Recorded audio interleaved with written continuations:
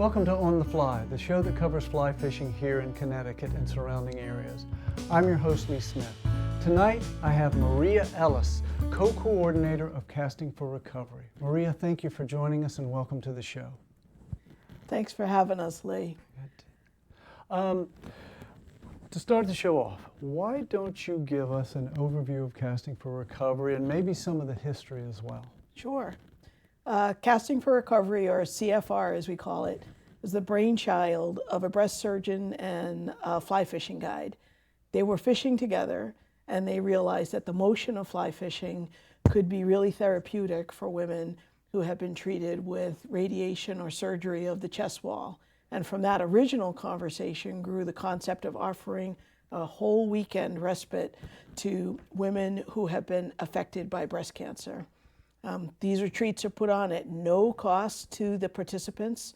We teach the basics of fly fishing, but we know that most of the participants have not been fly fishing and are not likely to continue. What they will take home is new friendships, a memory of a weekend in nature, and the opportunity to be immersed with other survivors, as well as supportive professionals like therapists, nurses, and physicians. That's wonderful. Sounds fantastic. Tell me a little bit about the Casting for Recovery organization today. What does it look like? Sure. It takes a lot of work to put on our annual retreat, and each state typically has its own team. So our Connecticut chapter has about 20 volunteers. We work all year to make the weekend successful.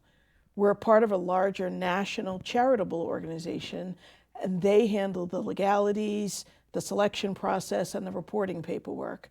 We pay them for that service, but we are financially responsible for funding our own local event, which is covered again at no cost to our participants. That's fantastic. Tell me a little bit, how did you get into fly fishing? So I learned to fly fish because I was bored on my family vacations. My family would go on dude ranch vacations to upstate New York, and I was just hanging around while my friends and family were riding. The horses were a little too big, a little too intimidating for me.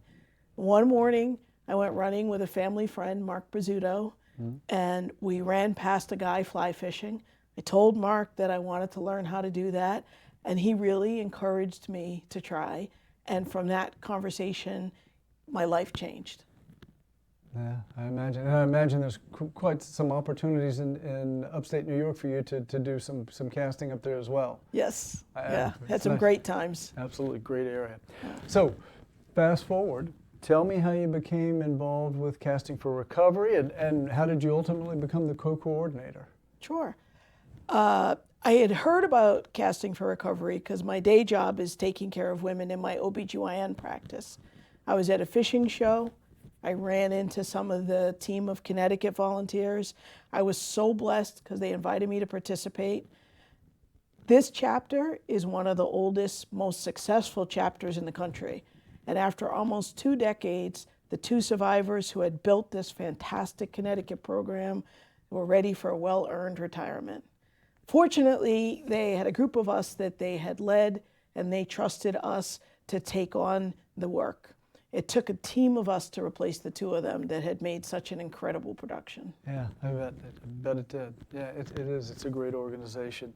Tell me a little bit about some of the major events that you have during the year. Sure.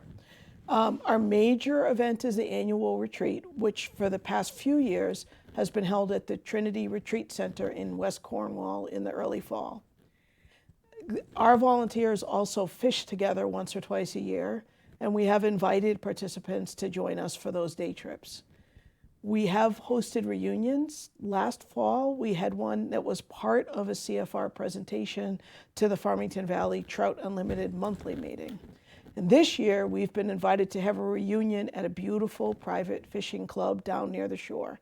It'll be a nice chance to get together, and the club is even lending us equipment and providing volunteer mentors if any of the women would like to fish that day. All right. And so the events that you've got coming up later this year? So we love telling our story at local meetings. We welcome any invitations. As you know, fly fishing clubs like the Housatonic Anglers, Trout Unlimited, and Connecticut Fly Fishermen Association put on regular meetings and fishing shows and banquets over the winter to keep us fly fishermen sane. Mm-hmm. We've been blessed to be invited to partake in many of those. And these clubs often make financial donations. They contribute from their coffee kitty or their door collection. They tie flies. They donate equipment for us to use at retreats or raffle off as fundraisers. And they allow us to bring past participants. They listen so attentively to our stories, and we always leave humbled by the kindness and generosity of the members. Very nice, very nice. I know we're going to talk about this later, but if they're interested in this, are you the person for them to reach out to and contact? Yes, I'm one of the co-coordinators of the Connecticut program, and I believe we have my contact information to display. We'll show that later in the show, absolutely. No, it varies, but how many women typically participate in an outing? Sure. So our national organization has figured out that the sweet spot is about 14 women. That allows the team to focus on teaching the basics, but also not have any one particular woman feel singled out during the teaching sessions or during any of the support group discussions that take place over the course of the weekend. That's great. That's great. Let's talk about the women in the program for a minute. Tell me a little bit about what are their backgrounds, what are their motivations, and so forth in participating in a Casting for Recovery outing. Yeah. So ideal for us is to have a mix of newly diagnosed women who've recently been treated and also long-term survivors. Most women undergoing any cancer treatment feel guilty about taking time away from their families for their medical care. They're often reluctant to place more of a burden on their community by asking for additional stints to attend support groups or other therapeutic functions. Our participants often consider backing out the day of the retreat. Many arrive at our door and they're struggling with concerns that someone else now has to pick up the demands and obligations of their lives. They're asking themselves, what was I thinking? I don't know these people. I don't even fish. Why did I agree to do this? And then 2.5 days later, they're in tears.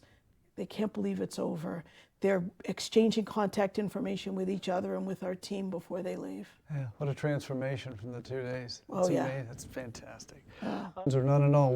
What should they expect? Sure. One thing we want women to understand is that we're there to teach them. They don't have to bring any knowledge with them. They just want to come and have a nice weekend in nature. We don't expect to make them expert fly fishermen. We know that most of them will never fish again. We do want them to pick up some technique on the weekend because we'd like to take them fishing on the last day. One of the things that we do is our breast surgeon who's at the retreat goes over some stretches and some movements that they should run through before each casting session just to get their muscles used to these unusual movements. You and I both know that especially when you're learning to fly cast, you're not very efficient with it, and it can be very fatiguing. We try to keep our casting sessions to about 20 minutes because we don't want to overwhelm the participants and we want their bodies to feel comfortable. What happens then is we have lots of downtime in between. Some of that is time spent teaching about fishing, about safety on the water, about equipment, about conservation. But some of that time, we take the opportunity to provide support that they haven't perhaps had a chance to access in other ways. Okay. Most women who have breast cancer or any kind of cancer don't go to a support group. They just don't like to take that kind of time away from their families, their lives, their other obligations. We have downtime between the casting sessions and we're able to spend some time providing whatever support they need. It's really interesting because each group of participants has kind of a different feel to it. Some of them really want to focus on the diagnostic tests and the treatments and the follow-up. Some of them want to talk about their families and their genetic testing and what should they be telling their daughters and their sisters about breast disease. So every group is a little bit different, but we have the opportunity to really sit with them. And women tell us, I don't have to start my story at the beginning. They're sitting with a group of women who've been diagnosed and treated with breast cancer the same way that they were. They can start their story in the middle. They don't have to give all the background. There's an immediate understanding. I'm not saying everybody with breast cancer is the same. We know that every breast cancer is not the same. Breast cancer is actually a combination of diseases. It's not just one disease. But for women to be able to feel comfortable that they don't have to start from scratch each time is very helpful. Yeah, and you mentioned that there's different types of breast cancer. And I know it's primarily breast cancer, but are there women there with other types of cancer that attend as well? There are retreats for men and women with cancer that do teach fly fishing. Mm-hmm. Our Casting for Recovery retreat is specifically for breast cancer survivors, but there are other retreats that are available. There are retreats that are available for men with any kind of cancer, and there are specialty retreats for men with breast cancer, because that is a very stigmatizing disease for a man to have, and there really needs to be man's only space to understand that and talk about that. Yeah, right. I know you mentioned that you probably got, I think you said 14 was the number. Yes. That's the attendees. All in all, because I've been to some of these. How many people would you say are there at a retreat on that Sunday or Saturday or Sunday, whatever it happens to be? How many people total to support that 14? Sure. Well, building up to the retreat, again, we have about 20 volunteers, not all who are able to come to the retreat.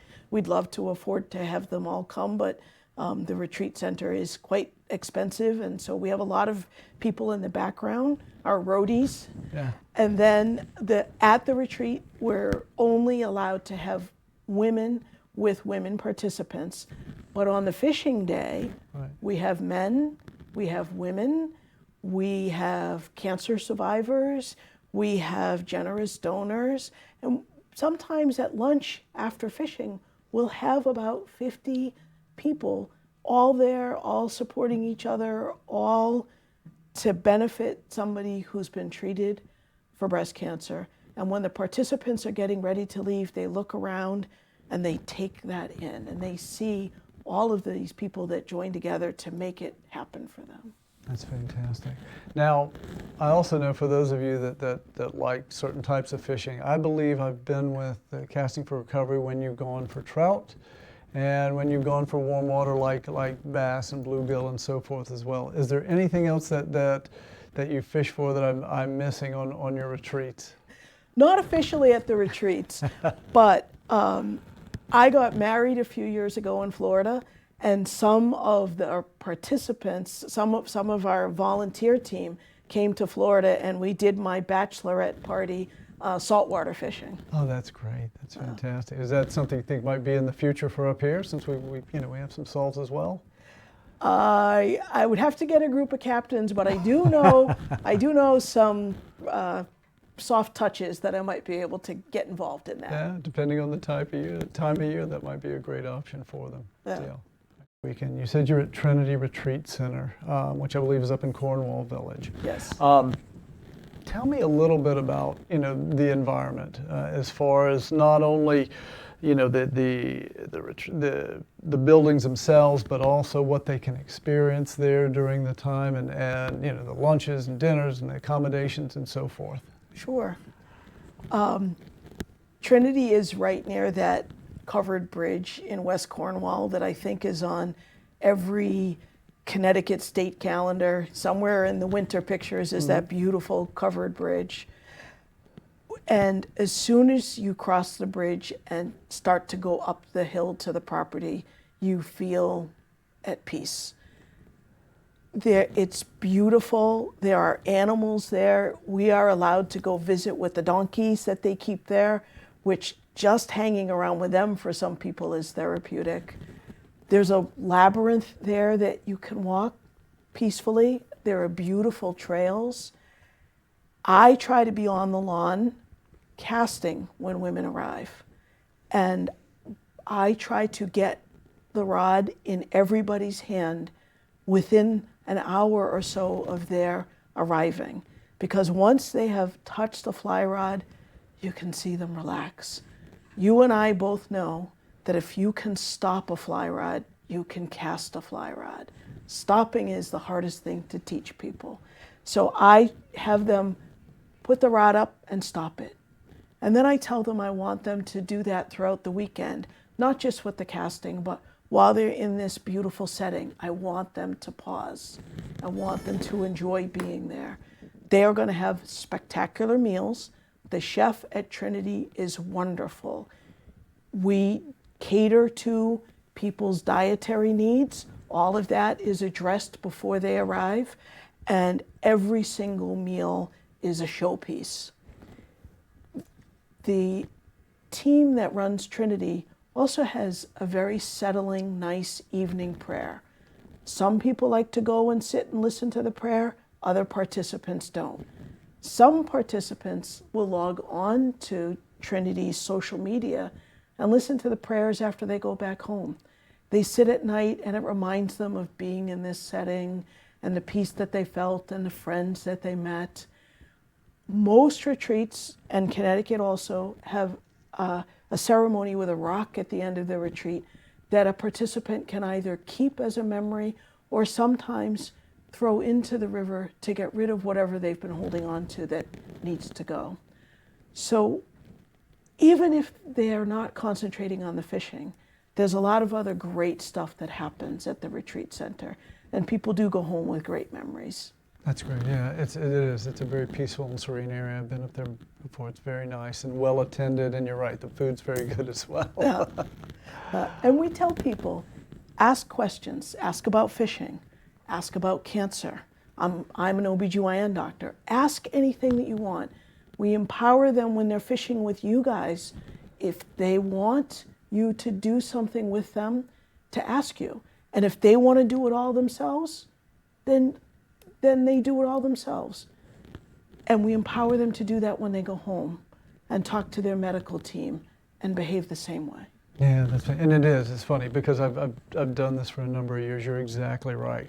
You find some that glom onto it, and to your point, they can't stop. You have to tell them, times that we've all got to go back for lunch, at this point, and you've got some that are just really, they're there to enjoy the outdoors, the nature, the camaraderie, and everything else, and they may fish for a while, and they may be into it, they may not, but I know, again, that bond that forms between the volunteers and the attendees is very special, and they're great retreats overall. Absolutely. Tell me a little bit more though, like what sort of feedback do you get? And I guess I'm probably most interested in first-time participants, but I'd welcome your anecdotes about other feedback from experienced folks as well. Yeah. One thing I witness at every retreat is a long-term survivor chatting with a newly diagnosed woman, and there'll be a conversation that goes like this. Let's see. I think it was the year my son graduated from college. Was it 2005 or 2006? And you don't even remember the rest of the conversation. You watch it wash over a woman who's listening. This is a woman who thinks about breast cancer before she even opens her eyes in the morning. And she's listening to someone who's been there, who now thinks of breast cancer as a footnote. It's no longer a defining moment in her life. I see it every year, and it's always amazing to be a part of. Yeah, those have got to be some pretty deep conversations, I would imagine. Mm-hmm. Yeah. If someone is interested in joining you for an outing or event, are there any requirements? Yes, there is an application on our national website. The most important thing for people to understand is that they have to get medical clearance from their team. There's a form that needs to be filled out by their treating doctors and nurses. Okay. And can that form be found on your website, castingforrecovery.org, or do they have to go somewhere else? It is available on the main website. Okay, good deal. And once again, that website is castingforrecovery.org. Is there a limit to the number of events they can attend? Yes and no. Most women only attend one formal retreat, but there are other opportunities. In New England, we have a really gracious group of guides who volunteer to take retreat alumni out on a fishing trip every year. There are also additional retreats for young women struggling with breast cancer and women whose disease is progressing. When we have reunions in Connecticut, like I mentioned before. Mm-hmm. Our team also fishes together kind of informally a few times a year. And in fact, this summer, Bert Ouellette, who's one of our volunteers, Yeah, Bert, yeah. Bert's a professional guide. He has organized a group of captains to take our volunteers out on a drift boat trip.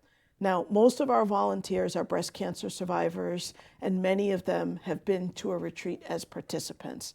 These professional anglers are taking time away from their livelihood in peak season to donate time to take us out. It's just breathtaking to be a part of such generosity. And it just shows how dedicated everyone is that's related to the organization. And the guides, you know, are no different than anyone else. Right. What if someone's watching us now and they're interested? You know, we'll put the contact information up later, but they don't have experience fly fishing and they probably don't have the equipment as well. They're perfect for us. Most of our participants have had no exposure to fly fishing. All of our equipment is donated, and we get people like you, wonderful, experienced fly fishermen who come back year after year and mentor our participants on the water the last day of their retreat when they're out fishing. Oh, good deal. So they do get some instruction. That's great. Let's talk about volunteers for a moment. As you mentioned, I volunteered as a guide at some of your outings and seen firsthand what I'll say is the therapeutic nature of these trips. There's nothing like seeing a participant catch her first fish on a fly, maybe her first fish ever.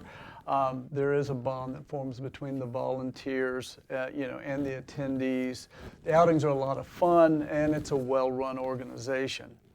That said, if someone is interested in volunteering, what would you say you're looking for in a volunteer? And what do you tell the volunteer to expect? So our retreats are pretty costly to put on. We're always looking for volunteers to tie flies, to paint fish-themed gifts that we can sell, and help us fundraise in other capacities. We've got a local fire department that sells t-shirts for us. One of our volunteers is in a band called The Seat of Our Pants, and they've been wonderful about donating proceeds from their performances to us. Another option is to come fish with us. At the end of the retreat weekend, we like to pair each participant with one or two fishermen to help her on the water. The folks who want to do this also need to sign up on the National CFR website. We have a really dedicated volunteer, Carl Swanson from Farmington Valley TU, and his right-hand man, Steve Katz. They organize a fleet of fishing volunteers for us every year. All right, very good. I know that organizations like Casting for Recovery rely on donations to provide these great and much needed programs. For those of you who are watching and you wish to find out more, please visit the Casting for Recovery website at castingforrecovery.org. And then my final, volunteer question, if you will. If someone wants to attend or volunteer, what's the best way to contact you at Casting for Recovery? We do have my contact information that I think will be shown at some point. Absolutely. And there's a phone number and an email there that people can use to contact me directly. Great. Thank you. Thank you so much. All right. Let's see. I think that's really about what we have for tonight. Maria, thanks again for joining us. Before we sign off, is there anything else that someone should know about Casting for Recovery? Sure. I have a couple of other things. One is I want to thank all the people who've donated their time and their talent and their treasure to us. We have lots of loyal we have a loyal fan base here in Connecticut. Mm-hmm. We have a family who has been very gracious to us and has helped to fund a lot of the cost of our retreats.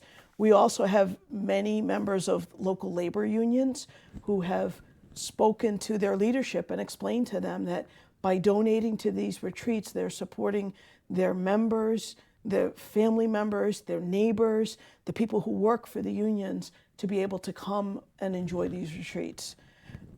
And remember, I mentioned earlier, it's really comforting to have long-term survivors helping women. The women who are newer to diagnosis and treatment really benefit from that. Any woman who has struggled with this disease is welcome to join us at one of our retreats. We all know someone whose life has been affected by breast cancer, and our CFR team hopes your viewers will help us to spread the word about this program. Excellent, excellent. I'd like to thank Maria Ellis for giving us an overview of Casting for Recovery. I'd like to thank our crew for making us look good, and thank you for watching On the Fly. Hope to see you on the water.